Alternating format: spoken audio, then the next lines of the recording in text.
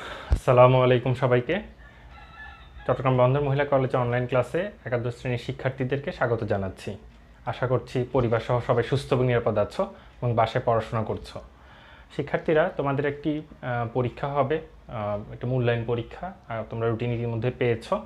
মূল্যায়ন পরীক্ষাটিতে তোমাদেরকে ইতিমধ্যে হিসাব বিজ্ঞান প্রথম পত্রের প্রথম অধ্যায় এবং দ্বিতীয় অধ্যায় পড়ানো হয়েছে।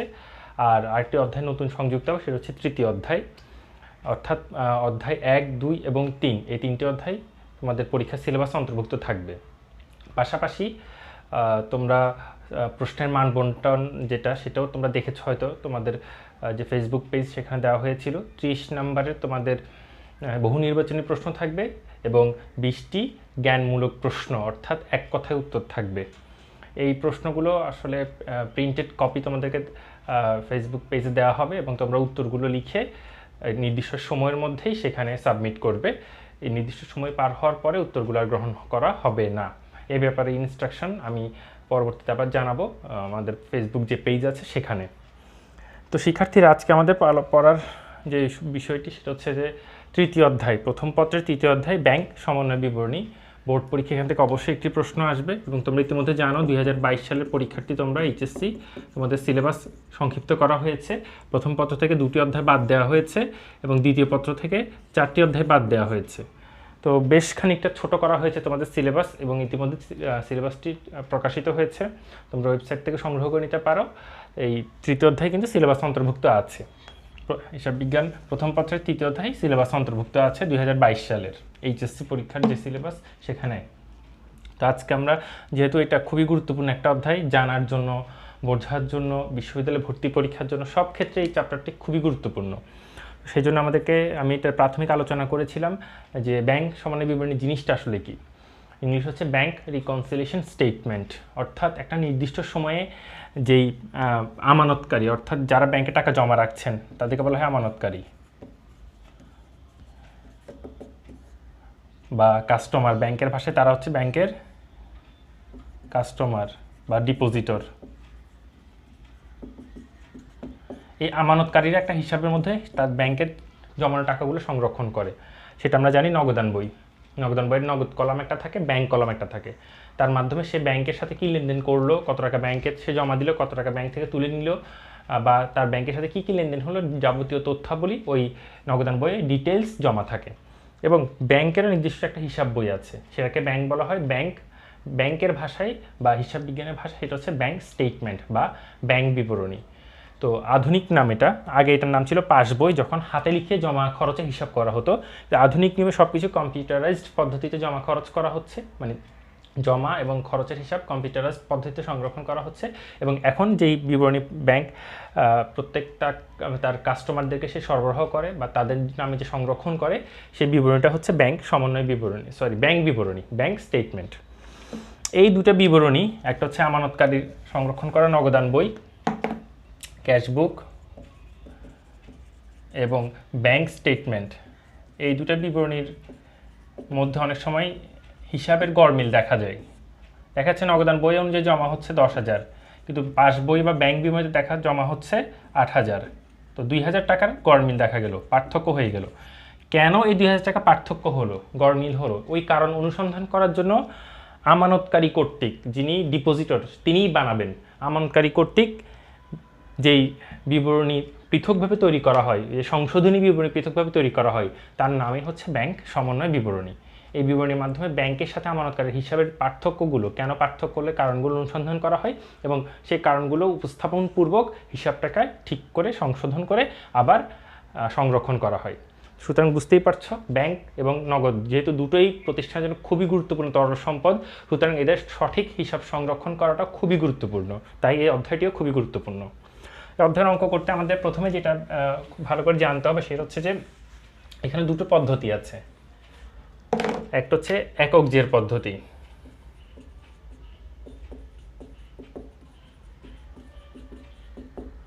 একটা নাম হচ্ছে প্রচলিত পদ্ধতি, মানে গতানুগতিক নিয়ম। এখানে একটা ব্যালেন্স দেওয়া থাকবে আর একটা ব্যালেন্স তুমি আনসার বের করবা।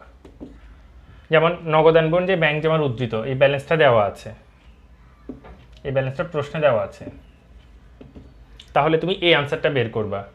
ব্যাংক বিবরণ অনুযায়ী ব্যাংক জমার উদ্ধৃত, ব্যাংক বিবরণ অনুযায়ী ব্যাংক জমা মানে নগদান বই যে তোমার এত টাকা জমা আছে সেটা প্রশ্ন দেওয়া থাকলে তুমি ব্যাংক বিবরণ অনুযায়ী কত টাকা আছে, ব্যাংকের হিসাব অনুযায়ী কত টাকা আছে সেটার উত্তর বের করবা। তো দুটো উত্তর একই রকম হতে হবে, অর্থাৎ গড়মিলটা সমাধান হতে হবে, পার্থক্যটা কেন হলো সেটা সমাধান হতে হবে। তাহলে এটা হচ্ছে একক জের, এটা প্রচলিত পদ্ধতিও বলা হয় এটাকে। আর আরেকটা হচ্ছে উভয় জের পদ্ধতি, এটাকে আধুনিক পদ্ধতি বলা হয়। উভয় জের বা এটাকে অনেকে দ্বৈত জেরও বলে, দ্বৈত জেরও একই কথা, আধুনিক পদ্ধতি। এইখানে নগদান বইয়ের জন্য একটা কলাম থাকবে, এটা হচ্ছে ক্যাশবুক কলাম, আবার ব্যাংকের জন্য একটা কলাম থাকবে ব্যাংক বিবরণীর জন্য। দুটো কলামকে আলাদা আলাদাভাবে সংরক্ষণ করে যাবতীয় গড়মিলীয় কারণগুলো উপস্থাপন করতে হবে, এটাই সবচেয়ে বেশি গ্রহণযোগ্য বর্তমান যুগে। তো যেহেতু পরীক্ষায় দুটো পদ্ধতি আসে সুতরাং দুটো পদ্ধতি শিখতে হবে। ঠিক আছে, আজকে আমরা একক জের পদ্ধতি নিয়ে পড়াশোনা শুরু করব বা কথাবার্তা শুরু করব। পরবর্তী ক্লাসগুলোতে আমরা উভয় জেরে যাব। একক জের বা উভয় জের যেটাই হোক না কেন, দুই পদ্ধতির অঙ্ক করতে আমাদের এই তথ্যগুলো জানতে হবে। একটা তথ্য সবসময় গুরুত্বপূর্ণ, সেটা হচ্ছে তোমার যে সূত্রটা দেওয়া থাকবে, যেটা তুমি বুঝতে পারবা যে এই অঙ্কটা আমরা কোন পদ্ধতিতে করব, প্রশ্ন বলা থাকবে। তো এই তথ্য যেটা এখন লিখছি,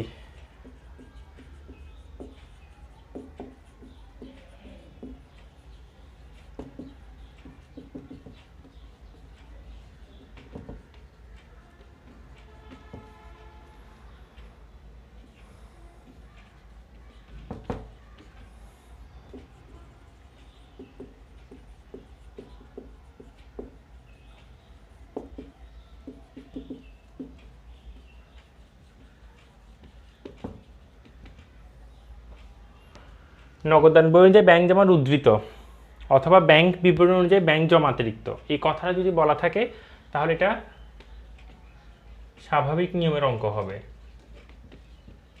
তোমাদের সবার বই একটা চার্ট আছে ব্যাংক সমান বিবরণীর, ওই চার্টের প্রথম নিয়মটা হচ্ছে স্বাভাবিক নিয়ম, অর্থাৎ কী কী কারণে নগদান বইয়ের সাথে ব্যাংকের হিসাবে পার্থক্য হলো সে কারণগুলো, যেগুলো যোগ করা উচিত সেগুলো যোগ হবে, যেগুলো বিয়োগ করা উচিত সেগুলো বিয়োগ হবে। তাহলে এটা হচ্ছে স্বাভাবিক নিয়ম, মানে প্রথম নিয়মটা। আর যদি প্রশ্নে এই দুটোর কথা যে কোনো একটা থাকলে, নগদান বিবরণ অনুযায়ী ব্যাংক জমা উদ্ধৃত থাকুক অথবা ব্যাংক বিবরণ অনুযায়ী ব্যাংক জমা অতিরিক্ত, এখানে হচ্ছে উদ্ধৃত এখানে হচ্ছে জমা অতিরিক্ত, এই দুটো শব্দই পার্থক্য মূলত। এই দুটো কথা যদি থাকে তাহলে এই দুটো কথা হচ্ছে স্বাভাবিক নিয়মের, এটা অবশ্যই মনে রাখতে হবে, নাহলে কিন্তু অঙ্ক ভুল হবে। আর যদি এই কথা এভাবে বলা থাকে,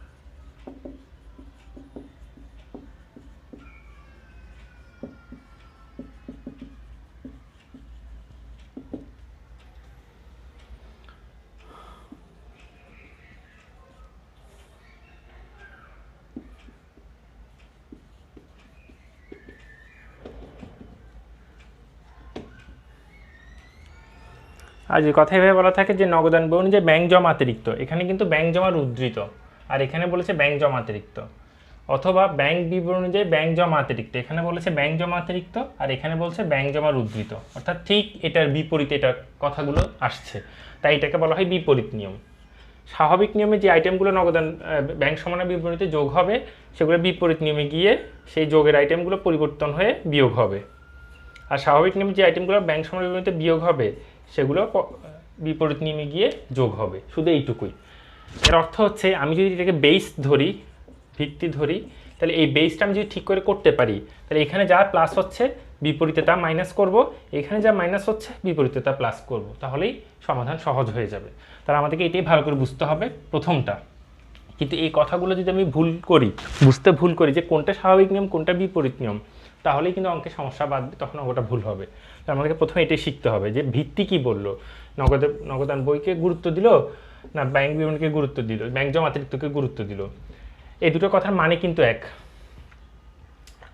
আমরা যখন ব্যাংকে টাকা জমা দেই তাহলে সেটা আমরা ডেবিট করি, এর অর্থ হচ্ছে আমাদের সম্পদ আমরা বৃদ্ধি করি, ব্যাংক নামক সম্পদ তখন প্লাস হয়। আর ঠিক ব্যাংকের জন্য সেটা ক্রেডিট, কারণ তার জন্য দায় বৃদ্ধি পায়। আমি ব্যাংকে টাকা জমা রাখলাম 5,000, তাহলে 5,000 টাকা কিন্তু ব্যাংকে এমনি জমা রাখিনি, ব্যাংক আমাকে নির্দিষ্ট সময় পর সে টাকাটা ফেরত দিবে যখন আমি চাই। যখন আমি ব্যাংক থেকে টাকা চাইবো, ইচ্ছা করলে এটিএম কার্ড হোক, ক্রেডিট কার্ড হোক, অথবা চেক বই হোক, চেকের মাধ্যমে আমরা টাকাটা উত্তোলন করতে পারবো। সুতরাং এই টাকা ব্যাংক আমাকে ফেরত দিতে বাধ্য, তার মানে ব্যাংক আমার কাছে দায়বদ্ধ। সুতরাং ব্যাংকের জন্য এটা দায়, তাহলে ব্যাংকের জন্য দায় বৃদ্ধি পায়। আর আমি যখন ব্যাংকে টাকা জমা দিই তখন আমার জন্য সম্পদ বৃদ্ধি পাই। তো আমরা জানি সম্পদ বৃদ্ধি পেলে ডেবিট এবং দায় বৃদ্ধি পেলে ক্রেডিট। তো ব্যাংক জমার উদ্ধৃত হচ্ছে সম্পদ, এটা ডেবিট ব্যালেন্স। আর ব্যাংক জমা অতিরিক্ত, এটা আমরা জানি এটা ক্রেডিট ব্যালেন্স। তো ব্যাংকের হিসাব অনুযায়ী ব্যাংকের কাছে এটা ক্রেডিট ব্যালেন্স, আর আমাদের হিসাব অনুযায়ী আমাদের কাছে এটা ডেবিট ব্যালেন্স বা সম্পদ। তো এই ভাষা দুটো আসলে ডেবিট ক্রেডিট থেকে আসছে, যে ব্যাংক জমার উদ্ধৃত মানে হচ্ছে সম্পদ, ব্যাংক জমা অতিরিক্ত যেটা আমরা জানি সেটা হচ্ছে দায়। আমাদের হিসাব অনুযায়ী এটা হচ্ছে সম্পদ, আর ব্যাংকের হিসাব যেটা ব্যাংক বিবরণী তার সেটা অনুযায়ী এটা হচ্ছে ক্রেডিট বা দায়। এই দুটো কথা একটু মনে রাখবা। তো ঠিক আছে, আজকে আমরা একটা অঙ্ক যাই। ঢাকা বোর্ড 2019।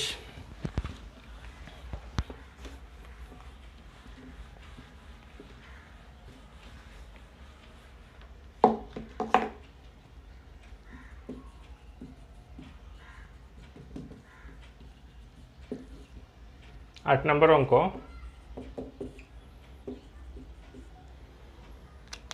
জনাব রহমান হিসাব বই হতে 2018 সালের ডিসেম্বর 31 তারিখে তথ্য দেওয়া আছে।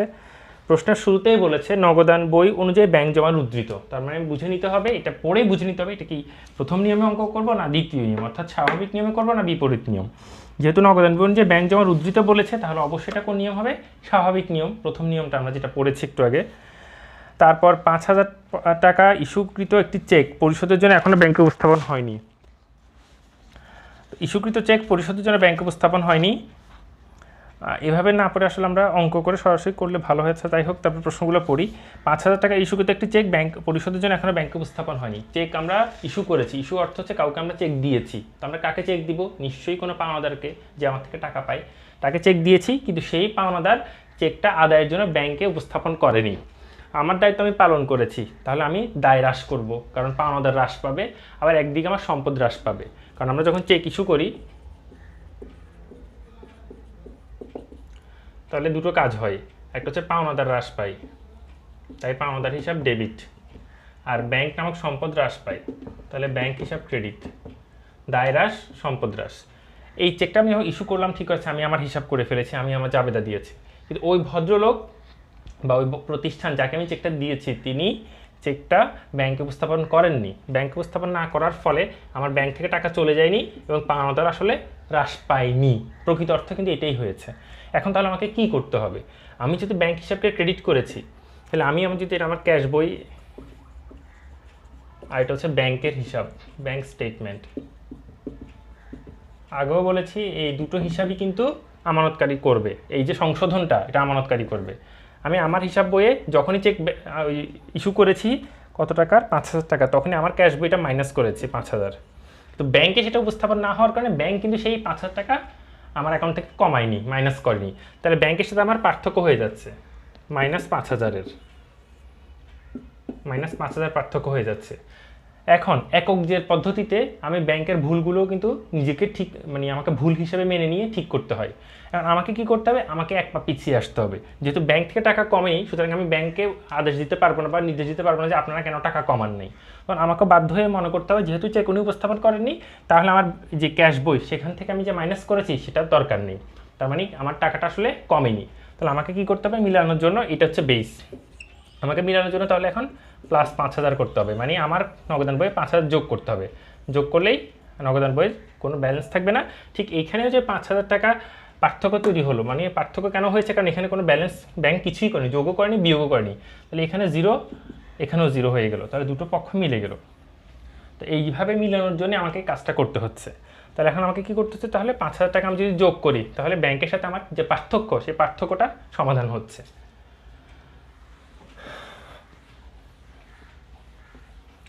তারপর দ্বিতীয়টা হচ্ছে 10,000 টাকার একটা চেক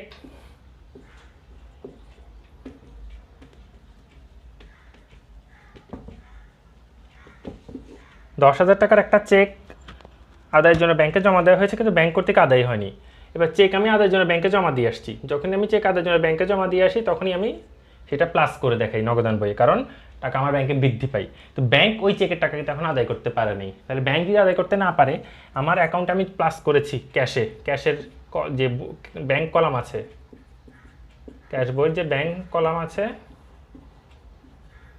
সেখানে আমি প্লাস করেছি, কিন্তু ব্যাংকের যে হিসাব সেখানে কিন্তু সে এখনও যোগ করতে পারেনি বা প্লাস করতে পারেনি। কেন? কারণ সে আদায়ই করতে পারেনি। আমি চেক জমা দিয়ে আসছি, সেই চেকটা ঘুরে ফিরে যেভাবে কালেকশন করে আমার অ্যাকাউন্টে সে টাকাটা জমা করবে, এটা ব্যাংকের দায়িত্ব। ব্যাংক সে দায়িত্বটা পালন করতে পারেনি। তাহলে আমার সাথে ব্যাংকের এখানে পার্থক্য হয়ে যাচ্ছে 10,000 টাকার। আমাকে আবার মিলাতে হলে এখন কী করতে হবে? আমার অ্যাকাউন্টটা ঠিক করতে হবে, -10,000 করে দিলেই মিলে যাবে। তাহলে এটা হচ্ছে বিয়োগ। দেনাদার কর্তৃক সরাসরি 15,000 টাকা ব্যাংকে জমা দেওয়া হয়েছে, কিন্তু আমি নিজেই জানি না। দেনাদারের যখন টাকা ব্যাংকে জমা দিয়ে আসবে তখন ব্যাংকে টাকা বাড়বে, তাহলে ব্যাংকে টাকা বেড়েছে কিন্তু আমি তো জানি না। আমি যখন জানবো না, তাহলে আমাকে যখন ব্যাংক ইনফর্ম করে নাই, তাহলে আমি যখন খোঁজ নিয়ে জানবো যে ব্যাংকে টাকা বেড়েছে, দেনাদার জমা দিয়েছে, তখন আমাকেও নগদান বই কী করতে হবে? যোগ। তাহলে দুই পাশেই পার্থক্য মিলে যাবে। তারপর 5 ইস্যুকৃত চেক ব্যাংক কর্তৃক প্রত্যাখ্যান। চেক ইস্যু করেছি 3,000 টাকা, ব্যাংক সেটা প্রত্যাখ্যান করেছে। তাহলে চেক যখন ইস্যু করেছি তখন আমি নগদান বইয়ে -3,000 টাকা লিখছি, কারণ চেক কাস্টমারকে দিয়ে আসছি, অর্থাৎ আমার পাওনাদারকে আমি দিয়ে দিয়েছি। পাওনাদারকে, অ্যাকাউন্টস পেয়েবলকে আমি দিয়ে আসছি 3,000 টাকার চেক, কিন্তু সেই চেকটা ব্যাংক প্রত্যাখ্যান করেছে। ব্যাংক বলেছে না, এই চেকটা আমি টাকা দিতে পারবো না। যখন ব্যাংকে এই ধরনের কথা বলবে তখন ওই পাওনাদার আবার আমার কাছে আসবে, আমার বলতে প্রতিষ্ঠানের কাছে আসবে, এসে বলবে আপনারা কি চেক দিয়েছেন, ওই চেকটা ব্যাংক নিচ্ছে না, এখন আমাকে নতুন করে একটা চেক দেয়। তখন আমাকে কি করতে হবে? আমি যে হিসাবের পোস্টিংটা দিয়েছি সেটাকে আবার ঠিক করতে হবে। তাহলে এখানে আমার, যেহেতু আমি মাইনাস করেছি চেক দেওয়ার কারণে, কিন্তু ব্যাংক মাইনাস করেনি, তাহলে আমাকে মিলাতে হলে কী করতে হবে এখন? প্লাস। তাহলে ব্যাংকের সাথে আমার হিসাব মিলে যাবে। তারপর 6 ব্যাংক কর্তৃক লভ্যাংশ আদায় 2,000 টাকা নগদান বই হিসাবভুক্ত হয়নি। খুব সহজ, ব্যাংক 2,000 টাকা লভ্যাংশ আদায় করে ফেলছে, তা আমাকে সেটা জানায়নি বা আমি জানতে পারিনি। এখন আমি 2,000 টাকা যদি আমার ক্যাশ বই দেখাই প্লাস, তাহলে হিসাব মিলে যাবে। তারপর 7 ব্যাংক কর্তৃক ধার্যকৃত চার্জ 100 টাকা। ব্যাংক চার্জ ধার্য করলে অবশ্যই আমার অ্যাকাউন্ট থেকে টাকা কাটবে, তাহলে আমাকে এখন আমার অ্যাকাউন্ট থেকে টাকা কাটতে হবে 100 মাইনাস। এবং 200 টাকা সুদ দিয়েছে, ব্যাংক যদি সুদ দেয় তাহলে আমার অ্যাকাউন্টে টাকা বাড়বে, তাহলে আমাকে আমার অ্যাকাউন্টে টাকা বাড়াতে হবে 200, তাহলে হিসাব মিলে যাবে। তাহলে এইভাবেই আমরা বুঝতে পারবো কোনগুলো যোগ হবে কোনগুলো বিয়োগ হবে, সেভাবে আমরা সমাধান করব। তাহলে এখন কয়ে যাই। কয়ে বলেছে ব্যাংক বিবরণীতে লেখা হয়নি, মানে ব্যাংকের হিসাব বইতে লেখা হয়নি এরূপ লেনদেনের একটা তালিকা তৈরি করো। তো আমরা দুটো লেনদেন পাচ্ছি, একটা হচ্ছে 2 নাম্বার, সেখানে একটা চেক ইস্যু করা হয়েছে কিন্তু ব্যাংকে উপস্থাপন হয়নি, এটা ব্যাংক লিখে নেই। এবং আরেকটা লেনদেন পাচ্ছি 3 তারিখে 10,000 টাকার একটা চেক আদায়ের জন্য ব্যাংকে জমা দেওয়া হয়েছে কিন্তু ব্যাংক আদায় করেনি, তাহলে এই দুটো চেক ব্যাংকটার হিসাব বইতে লিখে নেই। তাহলে কয়ের উত্তর হচ্ছে 2 নাম্বার এবং 3 নাম্বারটা।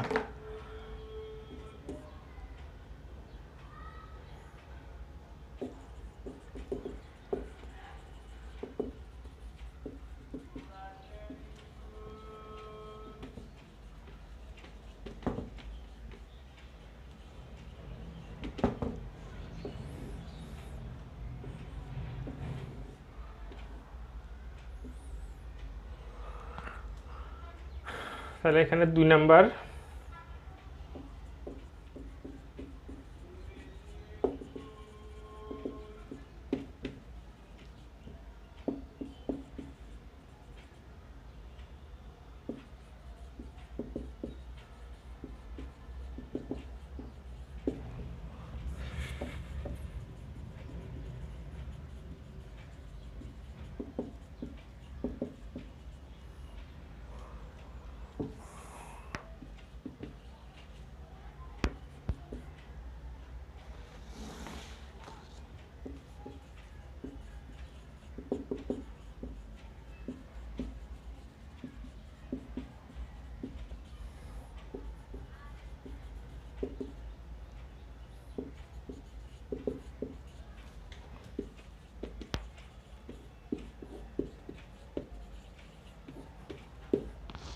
তার উত্তর হচ্ছে 15,000 টাকা।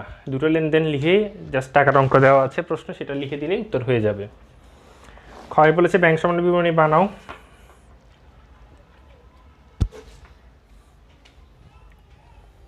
এটা বন্ধ করে দিবা।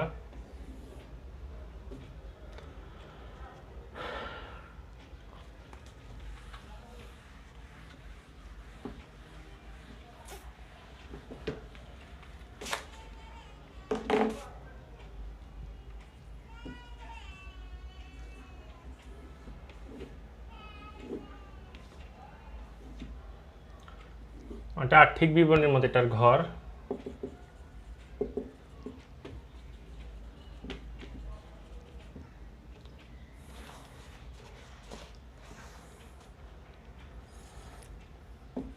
নাম লিখবা, নাম না লিখলে 1 নম্বর মাইনাস।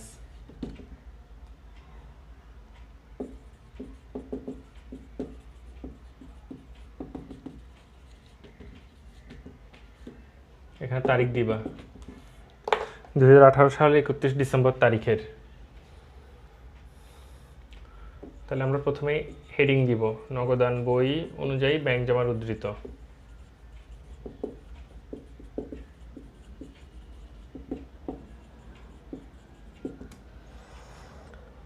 $70,000 তো প্রশ্ন দেওয়া আছে। এবার এর সাথে কি কি যোগ হবে, যোগগুলোর লিস্ট আমরা বানিয়েছি একটু আগে, সেই লিস্ট অনুযায়ী যোগ করব। প্রথমে যোগ হবে চেক ইস্যু করেছে ব্যাংকে উপস্থাপন হয়নি, তাহলে সংক্ষেপে লিখব ইস্যুকৃত চেক যা উপস্থাপন হয়নি। সংক্ষেপে লিখবা, বেশি লম্বা লম্বা লাইন লিখতে হবে না। 5,000।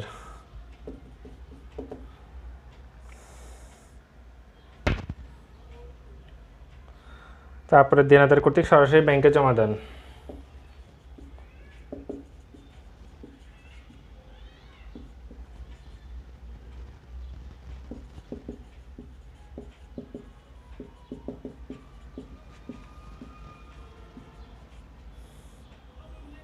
$15,000 ইস্যুকৃত চেক ব্যাংক কর্তৃক প্রত্যাখ্যান।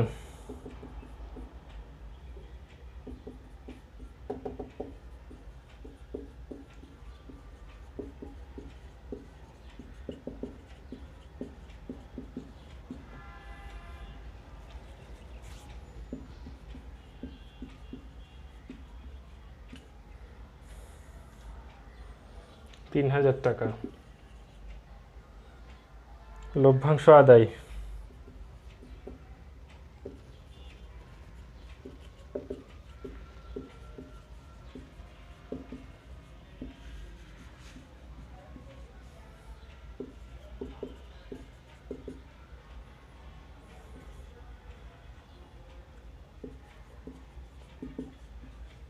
লভ্যাংশ আদায় যেন অবদানভুক্ত হয়নি 2,000।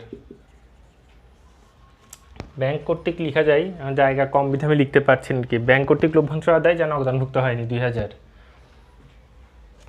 আরেকটা আছে, সেটা হচ্ছে মঞ্জুরকৃত সুদ।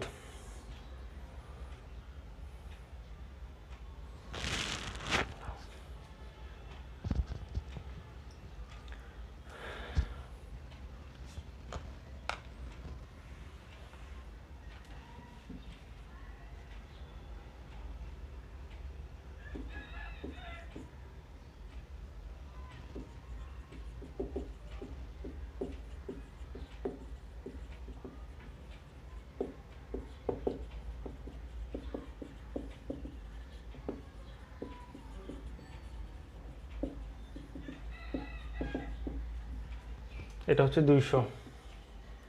তাহলে এগুলো সব যদি যোগ করি 5, 20, 23, 25, 25,200 টাকা। 25,200 টাকা আর উপরে আছে 70,000, তাহলে 95,200 টাকা টোটাল। ওই এই 25,200 টাকা এখানে যে 70,000 টাকা ছিল নগদান বই অনুযায়ী ব্যাংক জমার উদ্ধৃত, তার সাথে যোগ হবে, কারণ এগুলো যোগ আইটেম। টোটাল ফিগার হলো 95,200।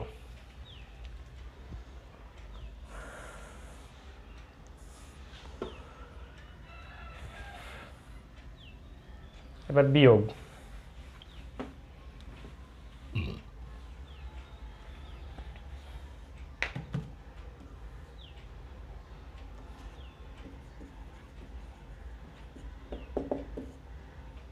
বিয়োগের মধ্যে দুটো বিয়োগ দেখতে পাচ্ছি, একটা হচ্ছে আদায়ের জন্য জমাকৃত চেক যা আদায় হয়নি।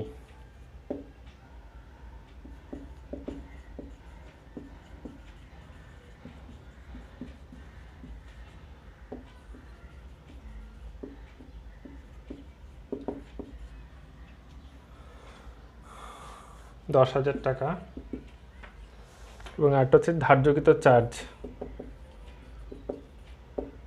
ব্যাংক চার্জ যা নগদানভুক্ত হয়নি।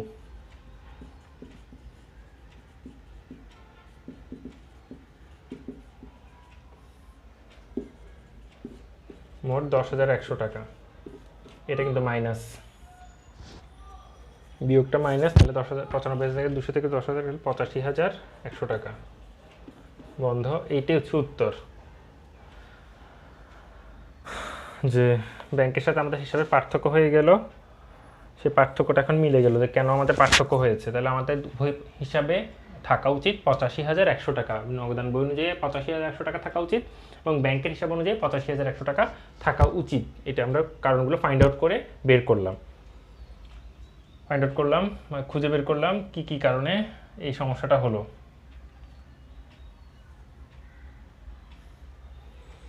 তাহলে এটার উত্তর, যেহেতু শুরু হয়েছে নগদান বই অনুযায়ী ব্যাংক জমার উদ্ধৃত, তাহলে উত্তর হবে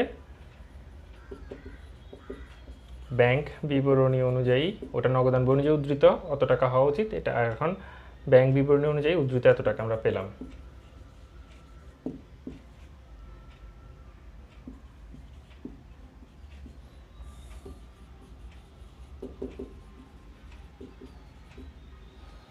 তাহলে ব্যাংকের হিসেবে 85,100 টাকা হওয়া উচিত, আর আমাদের হিসেবে 70,000 টাকা হওয়া উচিত, হয়েছে। ব্যাংকের হিসেবে 85,100 টাকা হওয়ার কথা, আমাদের হিসেবে 70,000 টাকা হয়েছে। এই দুটো পার্থক্য এখন কেন আসছে সেটা সমাধান আমরা করতে পারি উভয় যে সংশোধনীর মাধ্যমে, যে আমাদের হিসাব এবং ব্যাংক হিসাব তখন পারফেক্টলি মিলে যাবে কি কি কারণে এই পার্থক্যটা হলো। এই দুটা হিসাবে যে 15,100 টাকা পার্থক্য, এই পার্থক্যর কারণগুলো তখন আমরা একদম পারফেক্টলি জেনে যাব। তো এই হচ্ছে ব্যাংক সমন্বয় বিবরণীর সহজ নিয়ম। তো বইয়ে অনেকগুলো উদাহরণ আছে, বোর্ড প্রশ্নও আছে, তোমাদেরকে বারবার বলেছি বোর্ড প্রশ্নগুলো প্র্যাকটিস করবে। বোর্ড প্রশ্নগুলো হচ্ছে বেস বা ভিত্তি। এরপর গ, জাবেদা দিতে বলেছে 4, 5, 6 এবং 7 নম্বর লেনদেনের।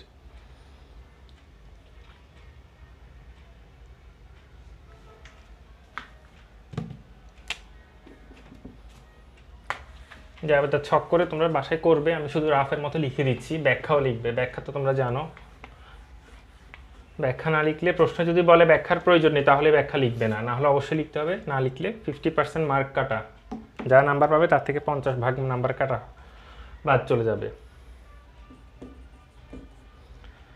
4 নাম্বার, দেনাদার কর্তৃক সরাসরি 15,000 টাকা ব্যাংকে জমা দেওয়া হয়েছে কিন্তু নগদান বইয়ে হিসাবভুক্ত হয়নি। দেনাদার যখন ব্যাংকে টাকা জমা দিবে অবশ্যই ব্যাংক হিসাবে টাকা যোগ হবে, তাহলে ব্যাংক হিসাব ডেবিট, আর দেনাদার নামক সম্পদ হ্রাস পাবে, তাহলে দেনাদার হিসাব ক্রেডিট। কত টাকা? 15,000। এটা হচ্ছে প্রথম ব্যাখ্যা। কি? দেনাদার কর্তৃক ব্যাংকে জমাদান হিসাবভুক্ত করা হলো, এটা হচ্ছে 4 নাম্বারের। 5, এগুলো কিন্তু সব তারিখ হবে 2018 সালের, এগুলো সব ডিসেম্বরের 31 তারিখ। এটাও ডিসেম্বর 31, এটাও ডিসেম্বর 31, এখন যেটা লিখবো সব ডিসেম্বর 31 হবে। তারিখের ঘরে 2018 ডিসেম্বর 31 দিয়ে বিবরণের ঘরের মধ্যে এগুলো লিখবা। সো 4, তারপরে এটা শেষ, তারপরটা 5 হচ্ছে ইস্যুকৃত চেক ব্যাংক কর্তৃক প্রত্যাখ্যান 3,000 টাকা। ব্যাংক যদি চেক প্রত্যাখ্যান করে তাহলে ব্যাংকে টাকা আবার বাড়বে, ব্যাংক হিসাব ডেবিট আর প্রদেয় হিসাব ক্রেডিট। 3,000 টাকা।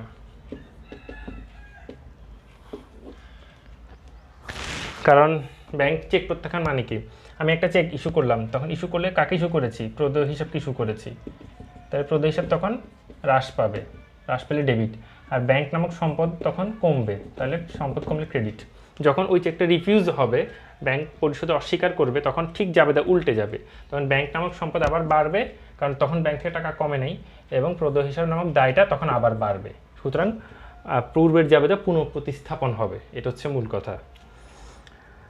6 তারিখ, ব্যাংক কর্তৃক লভ্যাংশ হাতে 2,000 টাকা নগদানভুক্ত হয়নি। 6 তারিখ না, আসলে 6 নাম্বারটা। ব্যাংক কর্তৃক লভ্যাংশ আদায় করলে ব্যাংকে টাকা বৃদ্ধি পাবে, ব্যাংক হিসাব ডেবিট, এবং প্রাপ্ত লভ্যাংশ হিসাব লিখতে পারি বা লভ্যাংশ আয় হিসাব লিখতে পারি, সেটা ক্রেডিট 2,000।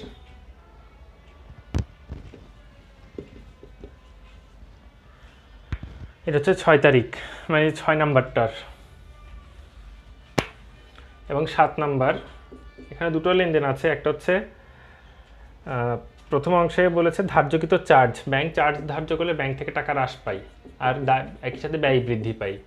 কারণ ব্যাংক আমার অ্যাকাউন্ট থেকে টাকা কেটে ফেলবে, তাহলে এটা আমার জন্য ক্ষতি বা খরচ। তাহলে ব্যাংক চার্জ হিসাব ডেবিট, আর ব্যাংক অ্যাকাউন্ট থেকে টাকা চলে যাবে, তাহলে ব্যাংক হিসাব ক্রেডিট। 100 টাকা। আর ব্যাংক যখন আমাকে সুদ দিবে, তাহলে ব্যাংক সুদ দিলে আমার অ্যাকাউন্টে টাকার সাথে অ্যাড হবে, কারণ সুদটা ব্যাংক ক্যাশ দেয় না, অ্যাকাউন্টে যোগ করে দেয়। তাহলে ব্যাংকে টাকা বাড়বে 200 টাকা, এবং একই সাথে আয় বাড়বে। আয়টার নাম হচ্ছে ব্যাংক সুদ হিসাব, সেটাও 200 টাকা। ব্যাখ্যা নিজেরা লিখতে পারবা। ব্যাখ্যা হচ্ছে প্রশ্নে যা তথ্য দেওয়া আছে তথ্যগুলো দেখে দেখে লিখা, যে ব্যাংক সুদ মঞ্জুর করলো, ব্যাংক চার্জ ধার্য করলো, ব্যাংক কর্তৃক লভ্যাংশ আদায় হলো, ইস্যুকৃত চেক প্রত্যাখ্যাত হলো, এই ধরনের যে কথাগুলো বইয়ে আছে সেগুলো হচ্ছে ব্যাখ্যা। আবারও বলছি, ব্যাখ্যা দেওয়ার প্রয়োজন নেই। প্রশ্ন যদি বলে ব্যাখ্যা দরকার নেই, তাহলে ব্যাখ্যা লিখবা না, আর না হলে অবশ্যই লিখতে হবে। যদি ব্যাখ্যা না লিখো তাহলে 50% মার্ক কর্তন করা হবে, কাটা হবে। এটা মনে রাখবে, এটা বোর্ডের নিয়ম, ইনস্ট্রাকশন থাকে বোর্ডে যেরকম, সেরকম বলে দেওয়া হলো, আগে প্রথম থেকে বলে দেওয়া হলো, যাতে পরে এটা নিয়ে সমস্যা তৈরি না হয়। তাহলে এই সংখ্যাগুলো বিবরণের ভিতরে লিখবা। বিবরণ তো আসলে না, হিসাবের নাম ও ব্যাখ্যা। এই লাইনটার ভিতরে লিখবা হিসাবের নাম ও ব্যাখ্যা, আর তারিখটা লিখবা তারিখের ঘরে 2018 ডিসেম্বর 31। তো আশা করি বুঝতে পেরেছ। একটু বাসায় বই খুলে উদাহরণগুলো দেখবা, এবং তোমাদের জন্য একটা হোমওয়ার্ক থাকবে, জানি না হোমওয়ার্ক করবা কিনা। রাজশাহী বোর্ড 2019, এটা 6 নাম্বার অঙ্কটা হোমওয়ার্ক। রাজশাহী বোর্ড 2019 6 নম্বর অঙ্ক হোমওয়ার্ক, এটার মতো একই নিয়মের অঙ্ক। তো আশা করছি সবাই বাসায় পড়াশোনা করবা এবং পরীক্ষার প্রস্তুতি নিতে থাকো। সবাইকে ধন্যবাদ। সুস্থ থাকো, ভালো থাকো। আল্লাহ হাফেজ।